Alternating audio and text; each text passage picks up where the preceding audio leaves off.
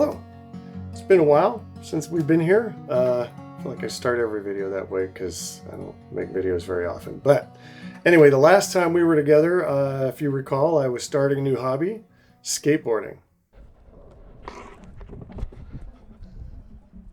And I think we can all pretty much agree that I killed it.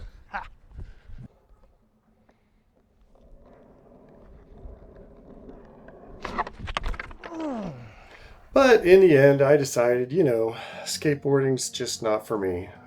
So still keeping my skateboard though, because, the Meowawana board. See, because it's a cat. It's made with marijuana. Anyway, I'm keeping the skateboard because honestly, it kind of looks badass in my office here. It makes me look like a skateboarder. And you know what's even cooler than a skateboarder? An old man skateboarder. So while I am not indeed an old man skateboarder, I'm an old man. I own a skateboard. So yeah, I'm keeping it. But last year I decided in my never-ending quest to start new hobbies, I picked up a new hobby, adventure dual sport motorcycling. I've been riding motorcycles since I was a kid. Had Harleys for probably the last 20 years. Yeah, probably about 20 years. But never really done any off-road riding. And a bunch of my friends from work are very into adventure riding, dual sport riding, go on long trips, cross-state trips. Some of them go all the way down to Mexico. Some of them are actually in Mexico right now. And it's always looked like a lot of fun. So last fall, late summer, I picked up a KLR 650, which is, if you're familiar, is an excellent beginning bike. It's actually an excellent all-around bike, even if you're not a beginner. I didn't really get much of a chance to ride off-road last year because it was a little late in the season, and I was scared. But I'm still scared, but less scared now. That's because we just got back from the Touratech Rally outside Leavenworth, Washington. Went up with the friends from work that are into adventure riding, and so Thursday, Friday, Saturday, Sunday. So like 3.5 day event, hundreds of miles of trails, all mapped out. They give you the GPS tracks you can go on, guided rides, or you can go on your own or with your group. And we went, with our group. On top of that, they had a huge rally area with a racetrack, food, music, raffles, tons of vendors, tons of free beer. And we all know free beer is the best kind of beer. And so anyway, so we went up there. We camped for the whole time. I went up with Josh and Jeff from work. I met up with LJ from work and his brother Steve and LJ's wife Gina. Where was I going to go? So anyway, the rally itself was super fun. Lots to do. And the riding was spectacular. I really have to thank, especially for the first 2 days, Jeff and Josh and Steve, especially Jeff, who ended up being the sweep on every ride for those first 2 days, patiently waiting behind me to figure my way out across the trails. We started with beginner trails, then worked on some intermediate trails, ended up with an advanced trail on the last day, which was super fun.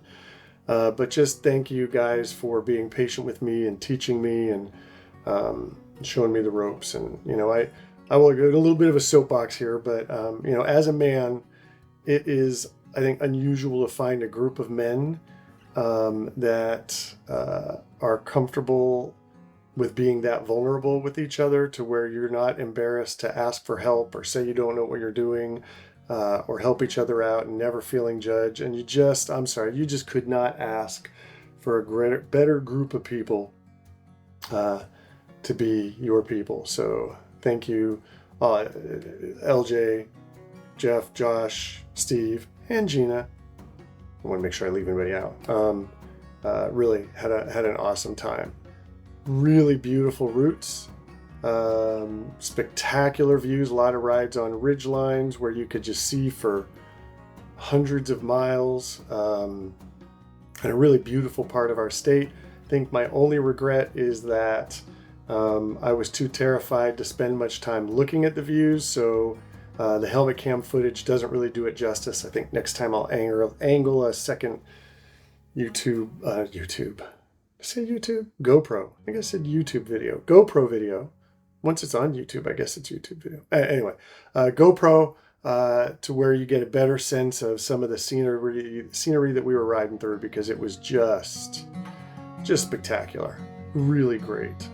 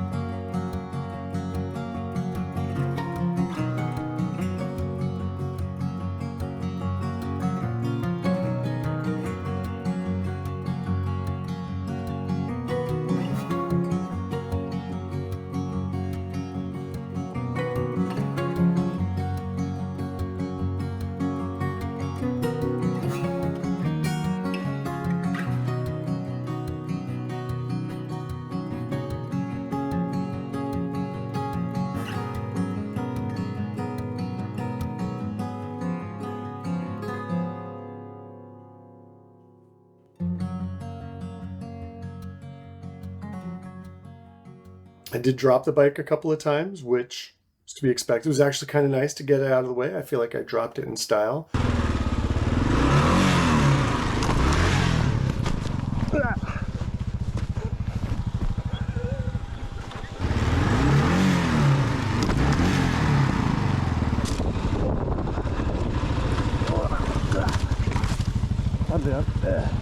And I'm gonna be honest with you, if you watch the footage, that second drop, I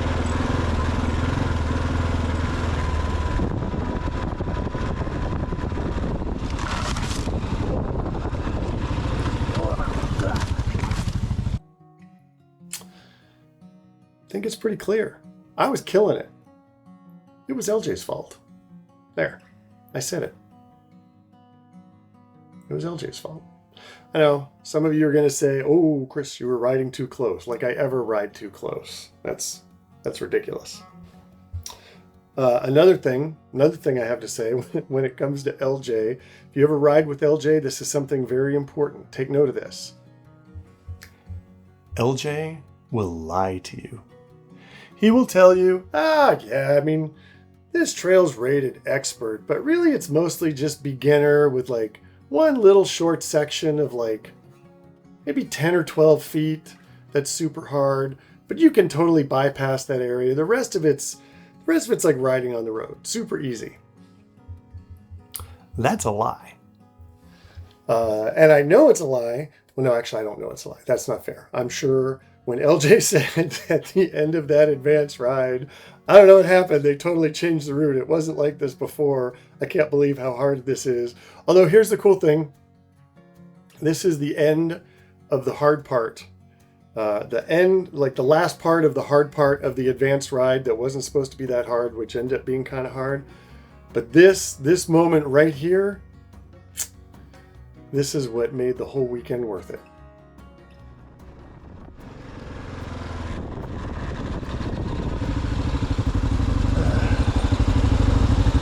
Whew. Well, work, man. Thanks.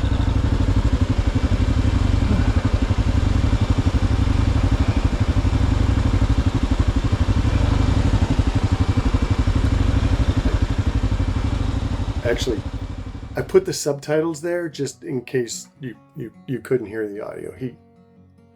He said I did a good job. So, I mean, come on. That's pretty awesome. Anyway, so will I go next year? Hell yeah, I'll go next year. It's already on my calendar. I didn't do any of the factory rides this year, the demos.